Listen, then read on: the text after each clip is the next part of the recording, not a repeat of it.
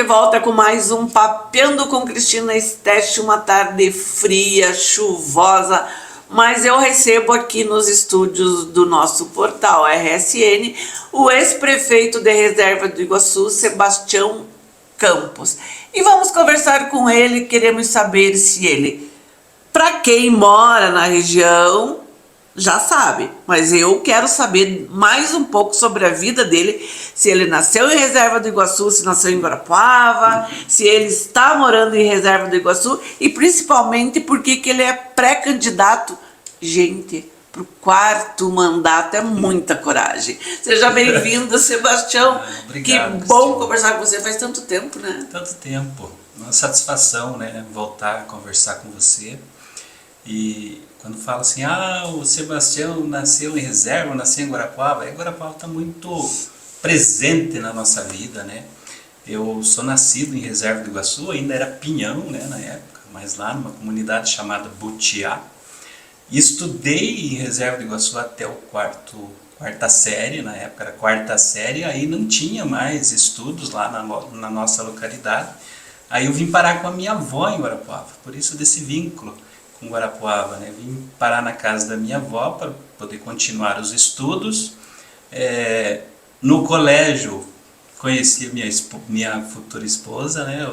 Que é minha esposa até hoje. Conheci a Deise no Colégio Francisco Carneiro Martins.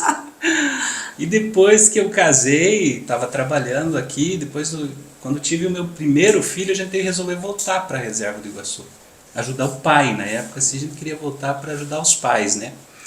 E coincidiu também com a campanha de emancipação do município de Reserva do Iguaçu. Reserva do Iguaçu emancipou-se de Pinhão, o plebiscito foi em 1995, aí já em 96 já teve a eleição, e nós participamos de todo esse processo que houve da criação do município de Reserva do Iguaçu. E lá na nossa pequena comunidade de Butiá, a gente queria participar inicialmente a gente queria ter um vereador da localidade, né? De vereador, o meu pai na época virou Primeiro prefeito, né? Seu prefeito. Edson, nossa. Ele de pré-candidato a vereador, ele virou pré-candidato a vice e de repente foi candidato a prefeito e ganhou as eleições, né? Primeiro prefeito, né? Primeiro prefeito de Reserva do Iguaçu. E na época ele falava, vocês me incentivaram, falava para os filhos, né? Vocês me incentivaram a me envolver na política, que ele nunca foi político, e agora vocês têm que me ajudar. E eu fui ser chefe de gabinete naquela primeira gestão de Reserva do Iguaçu. Eu lembro perfeitamente disso. Fui ser chefe de gabinete. E acho que daquele trabalho como chefe de gabinete que nasceu o gosto pela política, a interação com as pessoas. Eu digo que política é envolvimento com pessoas. Sim. Eu gosto disso. E acho que foi daí que nasceu todos esses mandatos lá, né, que Sebastião foi com muita honra por 3 vezes prefeito de Reserva do Iguaçu. Pois é difícil administrar um município, principalmente um município pequeno. É difícil, Cristina. Ele tem algumas características muito diferentes, né, do município grande, do município como Guarapuava, por exemplo. Porque lá você conhece todas as pessoas, lá você recebe as pessoas na tua casa, porta aberta. Porta aberta, as pessoas a qualquer dia, a qualquer momento batem lá na tua casa, né? Então tem essa peculiaridade assim, desse atendimento mais direto, né? Você conhece todo mundo. O prefeito numa cidade pequena, eles têm que estar prefeito em qualquer hora, em qualquer momento, na rua, no supermercado, ele tem que dar atenção, né? Mas você sabe que, se você avaliar, eu acho que o prefeito de cidade pequena é o verdadeiro prefeito. Levando em consideração, não que os outros não sejam, sim, mas o que eu quero dizer é assim, numa análise mais, fazer uma imersãozinha aí no papel de quem é eleito para o executivo e de quem é eleito para o legislativo. O que se costuma dizer? Nós somos o empregado do povo. É o povo que paga o nosso salário. Exato. Então, a partir do momento em que você vive numa cidade pequena, que todo mundo te conhece, que a população bate na tua porta, não importa o dia, não importa a hora, não importa a condição, você está trabalhando no real sentido da palavra pro povo, mas de uma forma muito próxima. Já o prefeito de uma cidade maior, a demanda é muito maior. Então você imagine um prefeito abrir a porta literalmente, porque hoje muitos, é comum dizer, né? Ah, eu trabalho com portas abertas. Depende para quem e como, né? Então, nesse sentido, eu acho que deve ser bem mais prazeroso, né? Não, eu como gosto de lidar com pessoas, eu gosto, eu não me importo, eu trato todo mundo igual. Mas acredito que talvez algumas demandas, né? Por exemplo, numa cidade como Guarapuava, talvez o tema segurança já seja um item muito mais importante do que num município como Reserva. Reserva tem outras prioridades, né? Inclusive, na época, não lembro se era teu pai ou era numa das tuas gestões, que a Reserva ficou anos e anos e anos sem ter um homicídio. Foi na primeira gestão, daí acabou acontecendo na segunda gestão, né, no segundo mandato lá, que já era outro prefeito, o primeiro homicídio, assim, acho que 4 ou 5 anos sem nenhum caso, né, assim, de violência, assim. Então tem esses, eu digo assim, o município pequeno tem os prós e contras de ser um município pequeno, porém para se viver, para se criar os filhos, realmente é muito melhor, no meu entendimento, né? Muito mais seguro, principalmente, que é hoje um dos grandes problemas da sociedade nas cidades grandes. Pois é, eu tenho entrevistado algumas pessoas, alguns pré-candidatos a vereadora, principalmente de Reserva do Iguaçu, e um dos pontos que é levantado aqui é a questão da violência contra a mulher, que diz que está muito alto, né? Então eu acho assim que, de repente, quer dizer, é tendência, claro, das cidades evoluírem, e você tem ônus e bônus, mais ônus do que bônus, né, com esse crescimento. Acompanhando um pouco, porque tem a questão da ética, do sigilo do trabalho do Conselho Tutelar e dos outros conselhos, um pouco que você tem conhecimento é impressionante, e mesmo nos pequenos municípios hoje a gente já vê muita situação de violência contra a mulher, contra a criança, contra idoso, que a gente fica pensando se isso não existia antes, por que tantos casos hoje? É porque se dá tanta visibilidade às situações que acontecem, mas realmente é impressionante, cada dia mais esses conselhos têm trabalhado muito nessa questão, é uma preocupação grande, né, sobre isso. Na verdade, a gente parte do princípio de que a organização traz à tona muitas coisas, né? E eu acho que quando você se reúne em conselhos, a tendência é de você ir buscar ou de você absorver todo o problema que existe, né? E eu acho que um dos casos é esse, né? Por isso que eu penso que se a rede de assistência social e dos conselhos estiverem bem, funcionando bem, interagindo, eu acho que justamente isso traz à tona muita coisa que antigamente ficava escondido, né?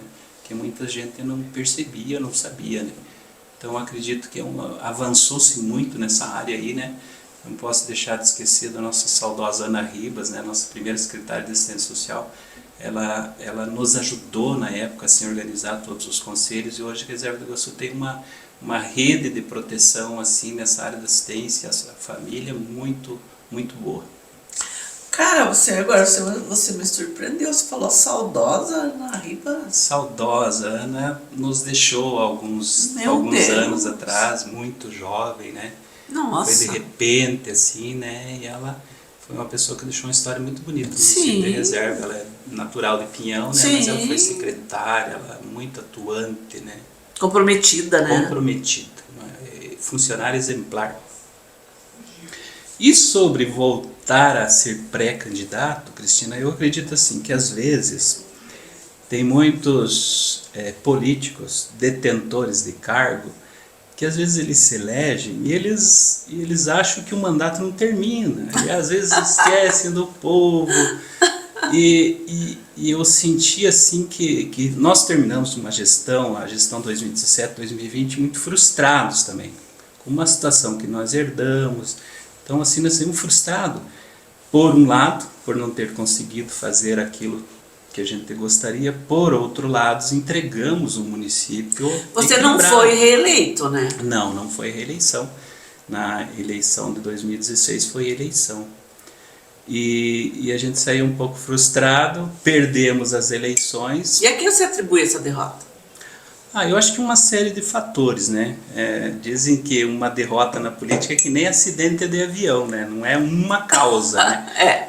Foram falhas, nós pegamos um município com uma estrutura muito grande, nós mandamos funcionário embora, nós criamos lei na Câmara para dispensar cargo de confiança, diminuir a estrutura, enxugar a máquina, né? Então isso foi ruim.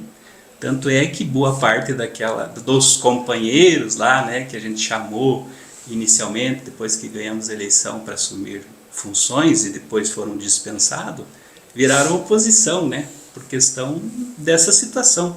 Mas foram medidas que asseguraram que o município de Reserva do Iguaçu saísse da pior crise da história, né, porque o município estava à beira da falência, com muita dívida, uma situação...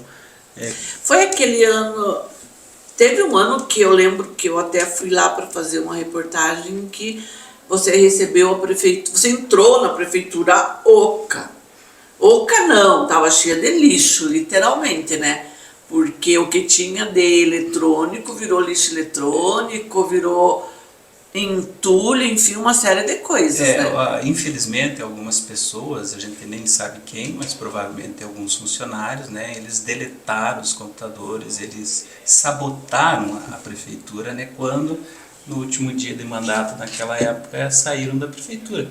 Mas o pior não foi isso, o pior foram as dívidas, os processos contra o município, né, uma situação assim que realmente a gente levou muitos anos. As certidões negativas, que é o CPF da prefeitura, sim, causou um prejuízo, está causando até hoje, né, porque a situação que ficou, muitas dívidas não foram pagas num primeiro mandato, era impossível pagar. Uma arrecadação que na época era em torno de 25 milhões ano, o município tinha 15 milhões de dívida. Nossa. Mas tinha toda uma folha, claro, tinha uma saúde, toda uma estrutura para continuar. Então eu digo assim, nós fizemos o trabalho difícil, que foi aquela gestão, recuperando as certidões negativas só no quarto ano, infelizmente, porque era muita coisa, o fundo de previdência, que foi o mais difícil.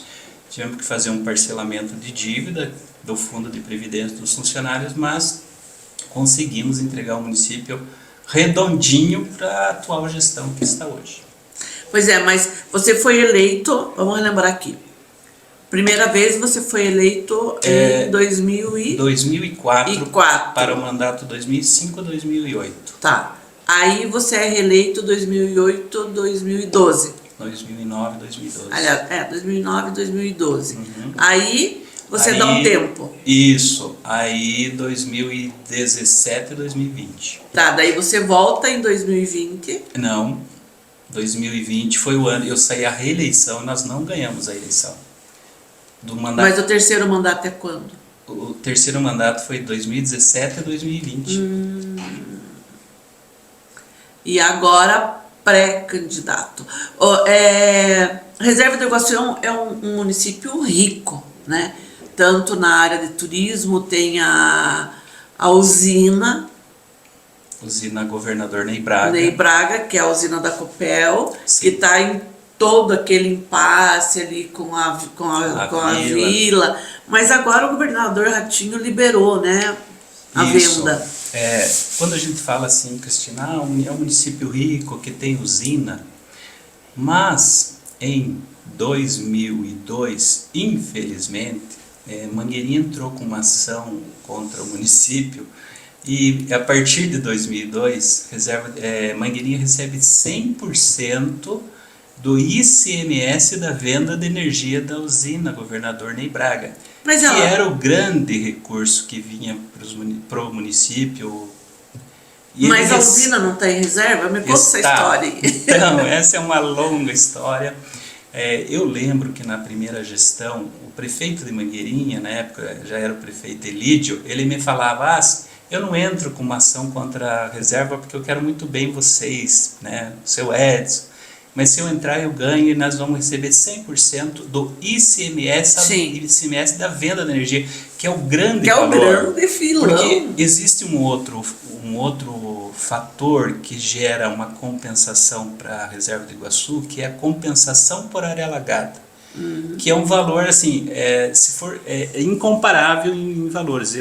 Por exemplo, eu lembro em 2020, por exemplo, que houve meses que veio 70 mil reais. Então, assim, Deus. sendo que sobre ICMS da venda de energia seria 2 milhões de reais. Meu Deus. Então, é uma quebra muito grande. Foi um desastre na época. Eu lembro que fui prefeito em 2005 e nós, o prefeito que me antecedeu, ele criou uma estrutura já com um concurso muito grande de funcionários, tinha uma frota, lembro-se que uma coisa que eu perdi o sono, uma frota de transporte escolar sucateada, e lá em reserva nós temos, por exemplo, a estrutura, a rede, o perímetro rural quase 3 vezes o município, por exemplo, de Foz do Jordão. Nós temos lá mais de 30 linhas de transporte escolar todos os dias. Então isso era um problema na época, né? E a grandiosa perda de arrecadação por causa desse processo que Mangueirinha entrou contra o município na época. Então isso foi um baque. A reserva do Iguaçu tem 821 quilômetros quadrados. E eu acredito que mais ou menos 1.500 quilômetros de estradas rurais. A manutenção da estrada rural é um gargalo dentro de uma administração? E eu acredito que hoje é o grande problema de reserva do Iguaçu. Não deveria ser, porque hoje a reserva do Iguaçu vê muito recurso. Hoje a arrecadação de reserva do Iguaçu é quase 3 vezes mais do que há 4 anos atrás. Veio máquina, veio estrutura, tem muito dinheiro, mas hoje talvez hoje seja o grande problema de reserva do Iguaçu, juntamente com saúde e educação, seja o grande problema. Uma extensão territorial grande, onde as pessoas estão com muita dificuldade de transportar os seus produtos, do transporte escolar. Nunca se faltou tanta aula em reserva do Iguaçu como agora. Tem chovido bastante? Tem. Mas não tem se conseguido dar um bom tratamento na questão de estradas hoje no município. Pois você falou a saúde, educação e estrada. Saúde, educação e estrada. Né? A estrada é o que leva da sede para o interior e vice-versa. Exato. Quer dizer, se você não tem estrada, você não tem fluidez no trânsito, você não tem escoamento da produção, você não tem uma infinidade de coisas, né? Transporte escolar não precisa nem definir o que é, né? Por exemplo, das tuas administrações, o que você faria diferente e o que, assim, que te deu o maior prazer? Que te fez, assim, você se realizar como homem público? Bom, tem muitas coisas que hoje eu faria diferente, né? Hoje a principal delas, e que eu digo assim que é um erro, é você combinar, para não falar outro termo, com os grupos que te apoiam numa eleição, você combinar antecipadamente sobre secretarias. O partido tal vai nos apoiar. O loteamento de cargos, vamos falar o português bem correto. Exato. O grupo tal quer te apoiar, mas eles querem a secretaria tal. A velha discussão, né, do loteamento de cargos. Tanto é que já na campanha 2020 a gente definiu que não faria mais isso. Porque também o partido indica uma pessoa e que às vezes não desenvolve aquela atividade e você tem dificuldade de tirar. Sim. Porque foi do grupo que te apoiou, do grupo que indicou. Então, nós agora... São cargos políticos, na verdade, cargos políticos. Quando devem ser técnicos. Exato. Mas isso é uma coisa que a gente não faz mais, não. Se nós ganharmos a eleição, aí nós vamos sentar e conversar sobre nomes, sobre indicações, sobre secretarias. aí eu acho que já nós vamos avançar muito na questão de indicação mais técnicas do que política para cargos extremamente técnicos, né? Sim. Então eu acho que isso é uma das coisas fundamentais, cuidar mais na indicação dessas pessoas, dar mais atenção a essas questões que eu falei, como estrada, saúde e agricultura. Também são, como nós falamos, serviços básicos, primários, mas que muitas vezes as pessoas não estão tendo, né? E o que mais me realiza você falando, eu já me lembrei, por exemplo, de um parque, de um parquinho para as crianças, que nós inauguramos lá ainda no segundo mandato, se não me engano, mas eu lembro que os municípios da região ali, do nosso entorno, que não tinham uma obra bonita como aquela, para as crianças, né? Então o que me realiza quando consigo, através de um cargo, entregar uma obra, seja ela para as crianças ou para os adultos, mas quando você estava falando, lembrei dessa obra, é o que me move, é o que me realiza, né? Poder entregar, poder realizar, melhorar a vida das pessoas, eu acho que é isso que me move, e que se não for isso, não há razão de ser. Pois é, quando eu falei que Reserva do Iguaçu é uma cidade rica, eu quis me referir, claro, sobre a questão da usina da Copel e tudo mais, mas ela tem um potencial turístico fora de série. E eu fico assim, indignada com a questão da venda, né, de todo, sabe, o desmonte das vilas ali, aquele horto florestal maravilhoso, e a mesma coisa ocorre em Faxinal do Céu, ali no Pinhão, né? Mas o museu. Essa riqueza natural da nossa região, né, Cristina?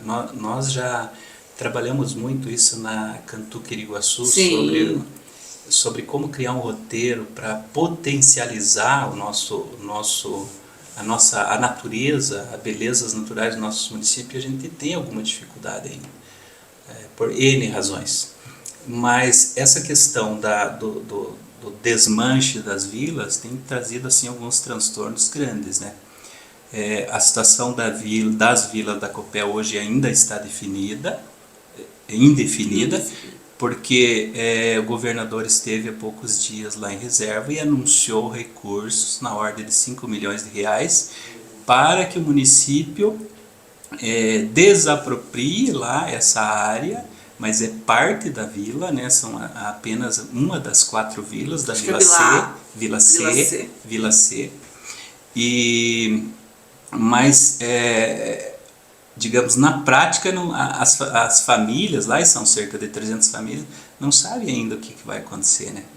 E eu vejo que, por um lado, isso deve melhorar, porque sempre teve um jogo de empurra também entre o município e Copel sobre benefícios lá para a população. A população ficava sem limpeza urbana, sem iluminação de rua e outros serviços, ficava aquele jogo de empurra. Muitas vezes, se o município não tinha uma certidão e não conseguia manter convênio de uso de estrutura da Copel, o município tinha que, por exemplo, como aconteceu uma vez, que foi uma das piores situações, fechar um ambulatório lá, que o município tinha funcionários atendendo a população. Então essas situações aí que causam assim, um transtorno para as pessoas que moram ali. Pois é, mas tinha que ter uma sintonia, né, entre as duas esferas, por favor. Na época, assim, a gente, inclusive, assim, infelizmente foi no meu mandato esse fechamento no ambulatório, por causa das certidões perdidas lá com a gestão que me antecedeu, e a gente chegou no extremo, assim, de não ter mais conversa. Eu mandei um áudio lá para uma pessoa, certo, vamos ter que queimar uns pneus aí na frente da gerência para a Copel Curitiba nos enxergar e ver a situação da população. Aí usaram esse áudio meu para outras coisas, que eu queria fazer bagunça. Não, era um pedido de socorro, porque para a Copel na época que se atesse à situação daquelas pessoas que estão ficando sem um atendimento básico e atendimento de saúde. O processo ainda vai longe, infelizmente. É complicado. E mesmo assim você quer ser candidato, lança uma pré-candidatura pela quarta vez. Vamos enfrentar isso. É que a política, a gente costuma dizer que é um vírus, né? Entrou no sangue, não sai mais. E quando assim que você despertou, poxa, eu quero ser prefeito, porque o seu Edson, né, o teu pai, foi o primeiro prefeito. Aí tinha o José Eugênio, nossa, que saudade eu tenho dele, meu grande amigo, né, que partiu dessa, dizem, para uma melhor, que assim seja, né, ninguém voltou para contar. E aí você, o mais novo, né? Eu tenho uma irmã que é mais nova. Mas dos homens você é o mais novo, né? E aí você diz, não, eu vou seguir o legado do meu pai. Pois é, Cristina. Na época, quando terminou o mandato do meu pai, eu enfrentei uma situação com o meu filho. Sim, ele teve bem grave, leucemia, aí minha esposa estava grávida de 4 meses, e ela teve o bebê, graças a Deus foi incompatível. E nós ficamos 3 anos praticamente fora do município, em Curitiba, praticamente 3 anos em Curitiba. Mas nesse período as pessoas lembravam, aquele chefe de gabinete, né, ele atendia bem as pessoas, eu me identifiquei naquele atendimento ali do para-choque do prefeito, que é o gabinete. Sim. E as pessoas falavam, não, você tem que ser prefeito da cidade, porque a gestão na época não estava bem. A segunda mandato não estava bem, e as pessoas, não, tem que voltar aquele atendimento que você fazia. E ali, praticamente 1 ano antes da eleição, brotou essa vontade, as pessoas falando, né, você tem que ser prefeito da nossa cidade, e tanto é que naquele meu primeiro mandato, sem nem ter sido vereador, por exemplo, nós ganhamos a eleição com 73% dos votos. Nossa. Na época. Foi assim quase um plebiscito. Quase um plebiscito, foi quase uma surpresa, assim, né? De lá para cá, e recentemente, e agora, depois que saímos da prefeitura, assim, a gente, poucos meses, não foi 1 ano, depois que nós saímos desse último mandato, eu ouço novamente as pessoas, você precisa voltar, você precisa ser pré-candidato novamente. E aí eu acredito assim que nós ainda temos uma missão lá com o nosso Você chegou a sair, a transferir tua residência para Guarapuava nesse interim? Nunca transferi, sempre mantemos o vínculo lá, né? Sempre mantemos o domicílio eleitoral em reserva. Hoje você é pré-candidato pelo MDB, mas você vem de uma caminhada em outros partidos também, né? Eu tive um vínculo muito forte com deputados, tanto deputado estadual, deputado federal, do MDB, sempre.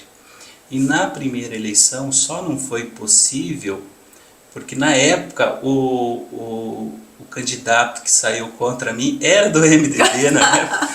E aí eu acabei me filiando no PTB na primeira eleição, 2004. E os meus deputados ainda falaram, não, você vai ganhar a eleição, depois você vem pro partido. E foi o que aconteceu. E até vindo pro MDB na época, porque nós estávamos numa demanda que era a ligação asfáltica para a reserva do Iguaçu. O tão sonhado, meu Deus. Mas aí o governador na época era o Roberto Requião, do MDB. E ele nos chamou lá, não, nós vamos fazer aquela obra lá, mas você tem que vir para o partido, assim, uma conversa boa que houve. E realmente aconteceu, conseguimos em 2007 a primeira ligação, que foi Vila Copel, sede do município, porque nós não tínhamos nenhuma ligação com a sede, ligação, pavimentação asfáltica na sede. Foi quando eu vim para o MDB, depois fui prefeito reeleito pelo MDB já, e depois eleito novamente em 2016 pelo MDB. Aliás, em 2016 até hoje sou o prefeito mais votado da história de Reserva do Iguaçu. Olha, que bacana. Quantos votos? E o único reeleito até hoje. Quantos votos você fez? Na época, Cristina, não vou lembrar. 57% dos votos, mas foi a maior votação em número de eleitores em 2016. Pois é, o MDB hoje é base do governador Ratinho Júnior. Ai, temos aí o Renato Adur, né?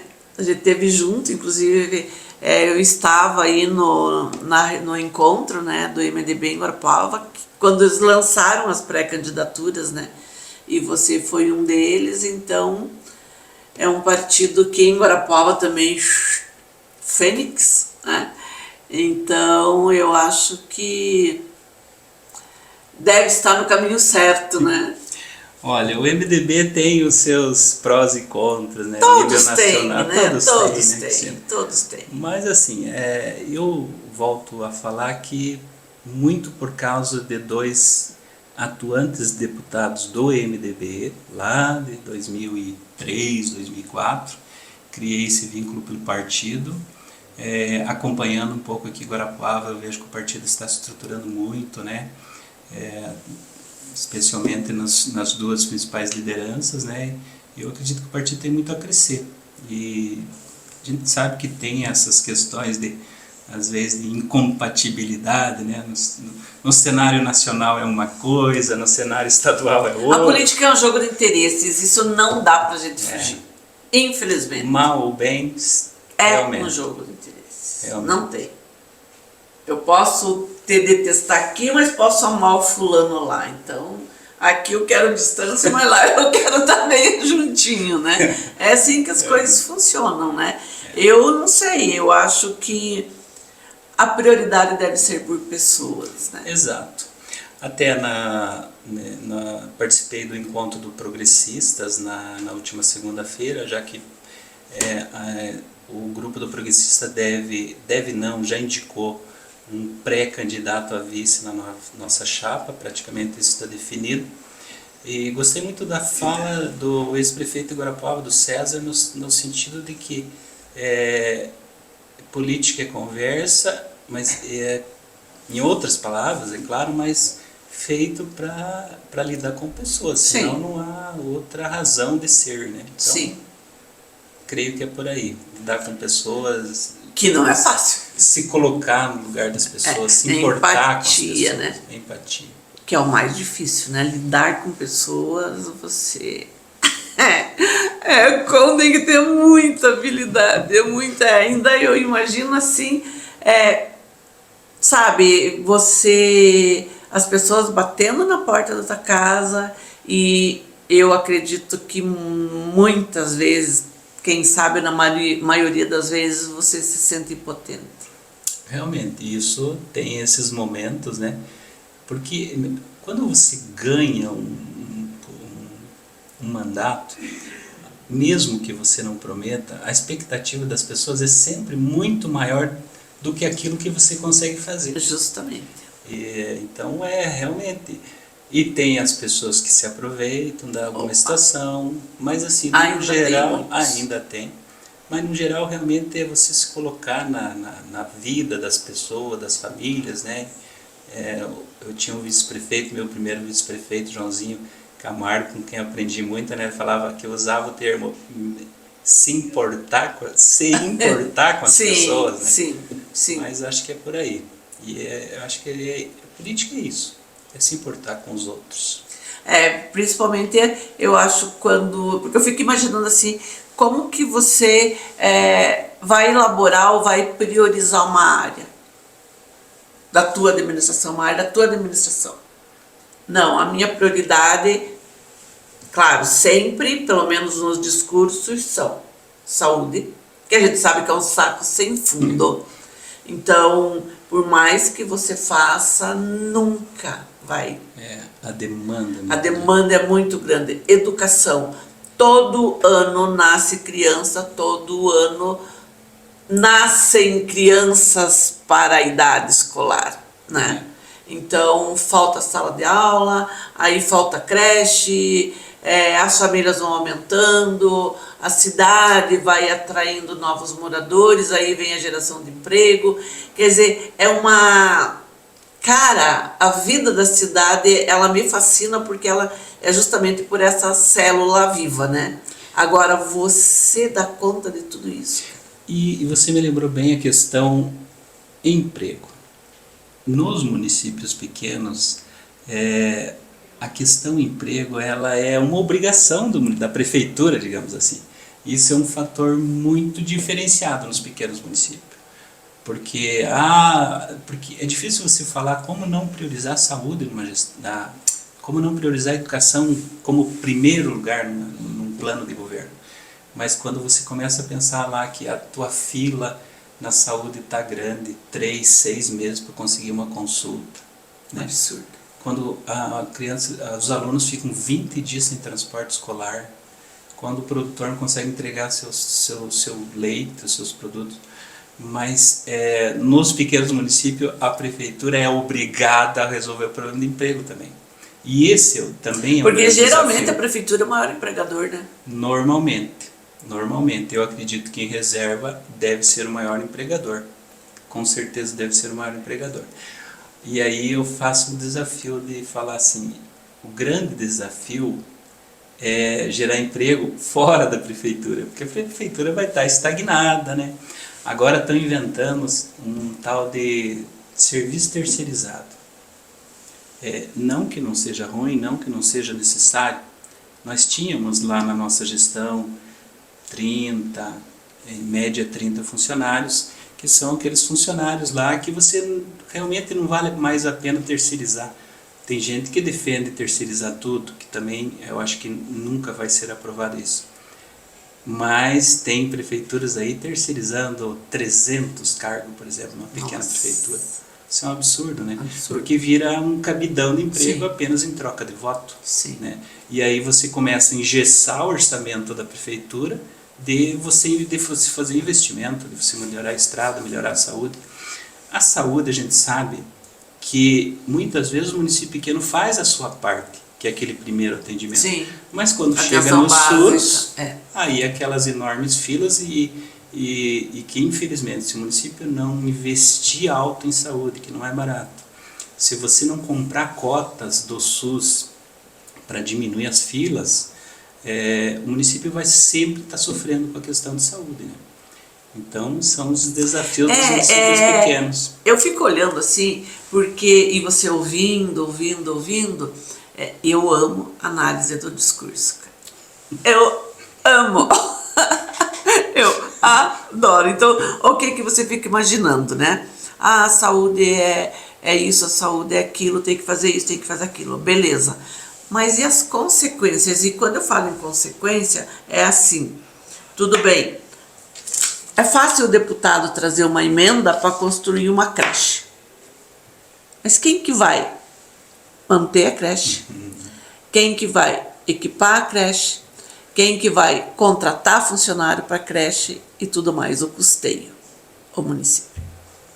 Aí o que ocorre? Beleza, eu trouxe recurso para a creche, mas fulano não deu bola. Não é prioridade para ele construir uma creche. A mesma coisa você veja a gente estava falando a questão do emprego. O emprego, quem não tem dinheiro, vai comer o quê? Vai levar o quê para casa? Eu digo, Sebastião, se eu fosse desempregada, tivesse todas as portas fechadas e eu não conseguisse levar comida para casa para os meus filhos, eu ia tentar roubar ou furtar. Isso, sabe? Porque são direitos constitucionais que só estão escritos. E aí os direitos humanos, os direitos fundamentais da pessoa, como fica? E você, enquanto agente pública, é um instrumento para levar para a população. Mas como? Os municípios que não conseguirem se estruturar com equipe de projeto, porque quando você tem um projeto, ainda você pode ter a sorte de acessar o recurso que os governos estão oferecendo. Senão fica esses goela abaixo de deputado, muitas vezes, é um recurso, às vezes é uma obra, mas como você disse, você fica criando, às vezes, muitas vezes, estrutura que não precisa, né? Às vezes, tem lá um recurso, mas é só para isso. Engessado, né? Engessado. Isso que começa a criar estrutura no município que você não vai dar conta, que você não vai manter. Realmente isso precisa mudar, mas vai ter que começar lá em Brasília. Meu Deus! É estrutural, né? E muitas vezes você é criticado por fazer determinada obra. É muito comum você fazer uma obra e aí virem as críticas, né? Chegarem as críticas. Por que não comprou remédio para a saúde? Por que não fez isso? Por que não fez aquilo? Mas a população precisa entender que tem aquele recurso específico para aquela obra, você não pode fugir daquilo. E se você não pegar, o município acaba ficando sem e vai para outro. Vai para outro município. Eu lembro, até vou citar um exemplo aqui, quando o ex-prefeito César Filho construiu o Jardim Botânico. Jardim Botânico? Não é Jardim Botânico, é o Jardim Europeu? Sei lá, o jardim. O jardim ali no Parque das Araucárias. Maravilhoso. E eu lembro perfeitamente, quando a gente escreveu a matéria, aí vem os comentários nas redes, né? Porque as redes as redes da Rede Sul, elas se transformam num fórum de debates, né? A população ali quase se mata ali, né? A gente só fica vendo. Mas tá faltando remédio no posto de saúde, tá faltando não sei o que, faltando não sei o que. Mas eu lembro perfeitamente que eu questionei isso numa entrevista até aqui. E ele falou, se não viesse, se eu não construísse aquele jardim, a cidade ficaria sem, porque é para aquilo, né? É a mesma coisa o interior, né? Você vai fazer uma praça, mas o tal município precisa de estrada e agora ele está fazendo praça. Mas é para aquilo ali. Vem engessado, né? Vem e é preciso também ter o entendimento que não é só de trabalho que vive o homem, né? O homem precisa ter entretenimento, precisa ter lazer, como você falou do parquinho das crianças, né? De você ver que as crianças estão ali felizes, brincando, isso traz uma satisfação pessoal, né? Sobre isso, né, a gente sempre está numa eterna discussão sobre quando é aniversário da cidade. Qual o tamanho do show que a tua cidade pode ou merece? Sim. Né? Um grande evento. Mas nós estamos com a nossa farmácia básica ali, apuradinha, mas daí traz um show lá nacional para uma cidade pequena. Então a gente sempre está discutindo sobre isso. E outro fator que eu me lembrei, Cristina, que eu acredito que reserva está passando situação, no meu entendimento precisa mudar, que vereador na Câmara é para fiscalizar. Não é para ficar blindando o prefeito de cobrança, não é para ficar fazendo acordo com o prefeito, nomeando pariente, né? Eu acho que espero assim que nas futuras eleições haja uma grande mudança sobre isso, sabe? Porque quem que fiscaliza tudo isso lá na primeira hora, de primeira mão, para a população? Os vereadores, né? E assim, no geral, a gente tem visto assim muito dessas situações, temos visto em Reserva do Iguaçu, falta de fiscalização, né? Situações bem graves acontecendo e que é escondido da população, né? Então, espero que haja uma grande mudança aí nas próximas eleições sobre a questão dos vereadores, né? A escolha dos seus... É a questão do analfabetismo político, né? As pessoas precisam mudar a concepção deles de que, primeiro de tudo, eu ainda ouço, não quero perder o meu voto. Que eu acho assim um absurdo. Porque não é perder o voto, é você perder, é você que está perdendo a partir do momento que você escolhe determinada pessoa só porque ela vai ganhar, mas quem deveria ganhar não consegue. Sim. Então, se continuar essa mentalidade de que eu não quero perder o meu voto, vai continuar tudo como está. Ou piorar, né? Porque dá até medo da gente falar, né? Mas quando você acha que tudo não pode piorar, acaba piorando, né? Então... E claro, né, que não estamos generalizando. Não, né? De jeito nenhum, nós estamos aqui jogando, papeando, né? Jogando conversa fora, só estamos aqui papeando mesmo.